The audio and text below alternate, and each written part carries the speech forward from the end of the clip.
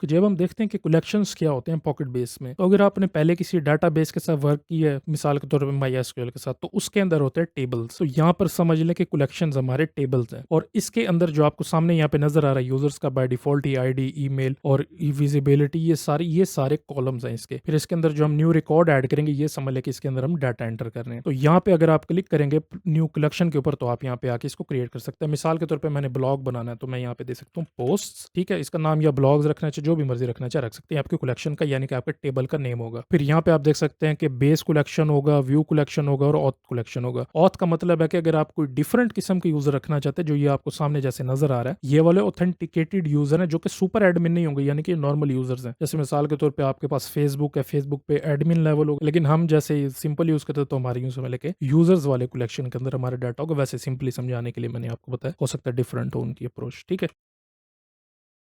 तो यहाँ पे पोस्ट आ जाएगा। अब हमारे केस में क्योंकि हम सिंपल पोस्ट क्रिएट करें, अब यहाँ पे आपने न्यू फील्ड ऐड करनी होती है, फील्ड यानी कि अपने कॉलम्स। तो यहाँ पे बाय डिफॉल्ट आपको क्रिएटेड मिलता है और अपडेटेड मिलता है। क्रिएटेड इसकी टाइप है, यानी कि जब भी आपका रिकॉर्ड क्रिएट होगा तो वो स्टोर होगा, जिस तरीके से लारावेल अगर आपने कभी किया हो तो उसके अंदर क्रिएटेड ऐड और अपडेटेड ऐड होता है। तो अपडेटेड ऐड के अंदर जब भी क्रिएट होता है तो वो वाली बाय डिफॉल्ट डेट इसके अंदर एंटर होती है। तो यहाँ पे ये सेम, आप चाहें तो सिंपल इसको अपडेट पे ही कर सकते हैं, यानी कि जब अपडेट हो तब ये डाटा एंटर हो, वरना हम दोनों को ही यूज कर लेते हैं कि जब या क्रिएट हो या अपडेट हो तो यही अपडेट होगी इसकी। अब इसके अंदर हमने न्यू फील्ड ऐड करनी है, तो यहाँ पे आपको प्लेन टेक्स्ट मिला हुआ है, यानी कि सिंपल टेक्स्ट। रिच एडिटर, जिस तरीके से आप ब्लॉग लिखते हैं ना, जैसे बोल्ड होते हैं कुछ वर्ड्स, फिर कुछ बड़े होते हैं, कुछ छोटे होते हैं, फिर इटैलिक्स होते हैं, फिर उसके अंदर यूएल होता है, ऑर्डर्ड लिस्ट, अनऑर्डर्ड लिस्ट, इस तरीके से अगर आपने एडिटर ऐड करना हो तो वो होता है। फिर सिंपल नंबर आ जाएंगे, बुलियन ट्रू फॉल्स आ जाएंगे, जैसे आपका इज एक्टिव हो गया या हैज पेड, अगर कोई ई कॉमर्स वेबसाइट है कि पेमेंट हुई है या नहीं, तो हैज पेड उसका कॉलम का नेम होगा, जैसे मर्जी आप रखना चाहे इसको यूज कर सकते हैं। ट्रू फॉल्स इसका जो है वो टाइप होगी। फिर आ जाएगा ईमेल एड्रेस, ये स्पेशल इन्होंने दी है, वरना हम पहले प्लेन टेक्स्ट यूज करते थे। अब ईमेल यानी कि @gmail या जो कुछ भी होगा वो रख सकते हैं। फिर इसमें एक्सक्लूसिव यूआरएल भी है। फिर अगर टाइम स्टोर करना है तो टाइम वाला भी है, ऑटोमेटिक डेट ऐड करने वाला भी है, सिलेक्टेड यानी कि मल्टीपल ऑप्शन है उसका भी है। फाइल जो है ये इंपॉर्टेंट है, ये जब फाइल हम यूज करेंगे ना, फाइल में मैं आपको nginx की कॉन्फ़िगरेशन दिखाऊंगा कि कैसे आप बड़ी फाइल्स अपलोड कर सकते हैं, वरना बाय डिफॉल्ट वो आपको तकरीबन 10 MB से भी कम अपलोड करने की इजाजत देता है। फिर आ जाता है रिलेशन। अब जैसे ब्लॉग होता है, फिर उसके नीचे कमेंट्स होते हैं, या पोस्ट होता है उसके नीचे कमेंट्स होते हैं। तो कमेंट्स का अगर हम सेपरेट कलेक्शन बनाते हैं तो उसका पोस्ट का किस तरीके से रिलेशन बनाना है तो वो आप इस तरीके से करेंगे। और जेसन फॉर्मेट है, यानी कि अगर आपने बहुत बड़ा आपके पास कलेक्शन है, जैसे CSV फाइल से आप डाटा रीड करें और वो अगर आपने स्टोर कराना है 1 by 1 रिकॉर्ड को, तो आप जेसन फॉर्मेट में करा सकते हैं। किसी भी तरीके से अगर आप यूज करना चाहते हो जेसन फॉर्मेट में डाटा को स्टोर कर सकते हैं। अब यहाँ पे मैं आपको प्लेन दिखा देता हूँ सिंपल।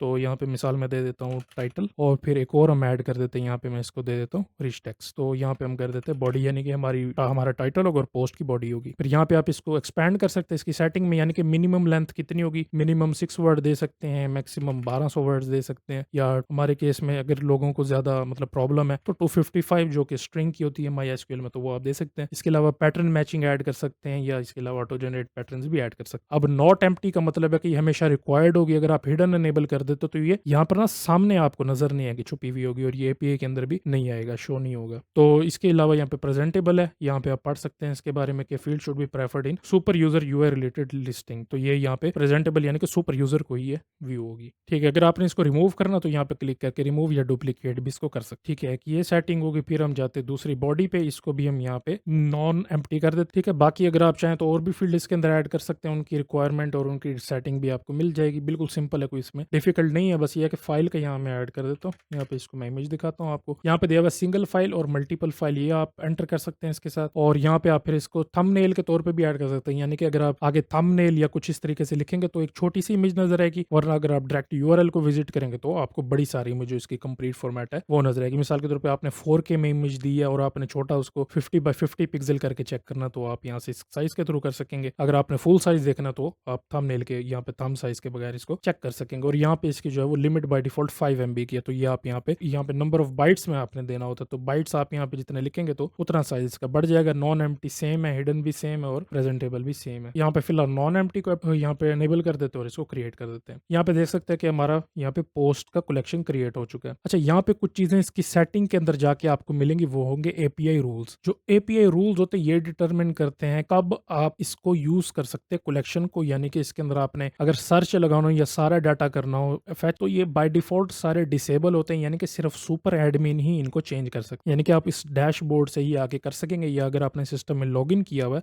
ऑथेंटिकेशन यूज कर रहे हैं तो तब आप सिंपल जो सुपर यूजर होगा, जो अकाउंट बना होगा, वो ही इनको एडिट वगैरह कर सकता है, व्यू कर सकता है, लिस्ट कर सकता है। अगर आप इसके ऊपर क्लिक करेंगे तो ये सारा रिमूव होता जाएगा, यानी कि अब कोई भी इसके अंदर डाटा एंट्री, डिलीट, अपडेट कर सकता है एपीआई कॉल करके। अब आगे चल के मैं आपको फिर जब फिल्टर इसके बारे में पढ़ाऊंगा तब मैं आपको दिखाऊंगा कि आपने इस तरीके से यहाँ पे आपने फिल्टर्स लगाने ताकि ऑथेंटिकेटेड यूजर इसको या कोई भी किसी भी तरह का कोई पैटर्न मैच हो तो फिर ही इसके ऊपर ऑपरेशन परफॉर्म कर सके। अब मैंने सारे हटा दिए, इसका ये मतलब है कि बिल्कुल ओपन है, कोई भी अपडेट, क्रिएट, सारी लिस्ट चेक कर सकता है। यहाँ पर मैं एक इंपॉर्टेंट चीज आपको बता देता हूँ, अगर आप रिलेशन बना रहे हैं ना, रिलेशन में आप ये लिस्ट वाला और व्यू रूल वाला ये हमेशा आपने ओपन रख, ठीक है। इसके अलावा अगर आप करेंगे तो आपका रिलेशन के अंदर जो डाटा आता है वो एम्प्टी होता है वरना, ठीक है। तो ये आपने दोनों नेबल रखना है। इसके ऊपर मैं काफी देर जो वो जाया किए टाइम, मुझे नहीं पता था कि ये आपने दोनों नेबल करने होते ताकि ये वर्क कर सके, ठीक है। अब इसको सेव चेंजेस कर देने आपने याद से। अब यहाँ पे अगर मैं न्यू रिकॉर्ड क्रिएट करूँ तो ये देख सकते हैं कि यहाँ पे मैं टाइटल पास कर सकता हूँ, और जो रिच बॉडी टेक्स्ट है जैसे मैंने आपको बताया था कि बोल्ड कर सकते हैं, टैली कर सकते हैं, सेंटर कर सकते हैं। यहाँ पे आप डायरेक्ट इमेज भी अपलोड कर सकते हैं। ये image as a base 64 image के तौर पर, बहुत बड़ा सारा टेक्स्ट होता है इसका, ठीक है। तो उसके तौर पर ये सामने आपको नजर आएगा। और अगर आप इसको रीड करेंगे ना जैसे ब्लॉग के तौर पर अपनी वेबसाइट पे, तो वहां पर भी आपको स्पेशल कुछ करने की जरूरत नहीं है, आपने सिंपल इसको शो करना है, वहां पर इमेज आ जाएगी आपकी। कोई इमेज का टेक्स्ट, आपको कोई इमेज का लिंक डालने की जरूरत नहीं होती। और यहाँ पे इमेज नीचे ये सेपरेटली है, जैसे ब्लॉग पोस्ट के ऊपर इमेज लगी होती है पोस्ट की, तो वो भी आप यहाँ से अपलोड कर सकेंगे, ठीक है। यहाँ पे मैं इसको लिख देता हूँ, स्टार का मतलब है कि इंपॉर्टेंट है। यहाँ से आके मैं ये जीमेल की इमेज डाल देता हूँ इसमें, ठीक है। इसको क्रिएट करते हैं तो यहाँ पे ये आ चुका है, हमारे पास यहाँ पे रिकॉर्ड आ चुका है। यहाँ से इसकी स्पेशल आईडी जो है ऑटोमेटिकली जनरेट होती है, ठीक है जी। तो इस वीडियो के लिए इतना सा, अब आगे नेक्स्ट हम इसको कंटिन्यू करेंगे।